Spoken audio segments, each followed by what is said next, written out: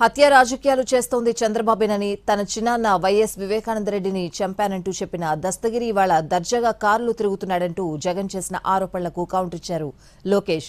వివేక తొలుత గుండెపోటుతో చనిపోయారని చెప్పి తర్వాత నారాసుర చరిత్ర కథనాలు రాసుకొచ్చిన గొడ్డలిపోటు వెలుగు చూశాక జగన్ మోసం ప్రజలకు అర్థమైందన్నారు లోకేష్. మా చిన్నాన్న వివేకానందరెడ్డి గారిని ఇదే చంద్రబాబు ప్రభుత్వంలో హత్యకు గురైన మాట వాస్తవం కాదా అని అడుగుతా ఉన్నా. ఆనే వివేకం చిన్నానని హత్య చేశానంటూ సాక్షాత్తు టీవీలో లైవ్ టీవీ షోలో చెలరేగిపోయి విచ్చలవిడిగా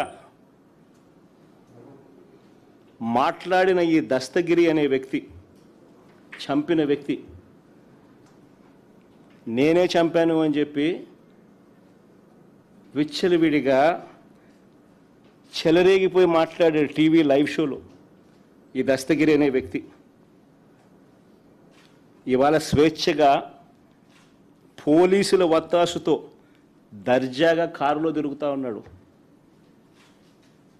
జైల్లో ఉండాల్సిన వ్యక్తి దర్జాగా కారులో తిరుగుతూ ఉన్నాడు. ఈరోజు 2019లో సొంత బాబాయిని లేపేసింది Jaganmohan Reddy. First heart attack అన్నారు, మనం కూడా అయ్యో పాపం పెద్దయినా చనిపోయినాడు అనుకున్నాం. తర్వాత బయటకు వచ్చినాయి అన్ని. గొడ్డలి వేట ఎంత అన్యాయమో చూడండి. రెండో రోజు ఏం చేశారు, నారాసుడ రక్త చరిత్రని వాళ్ళ దొంగ పేపర్ ఉందే, ఆ దొంగ పేపర్లో చంద్రబాబు నాయుడు గారి ఫోటో పెట్టి చేతిలో కత్తి పెట్టారు అని ప్రజలు నమ్మారు ఆ రోజు. తర్వాత ప్రజలకు అర్థమైంది ఎంత మోసగాడని.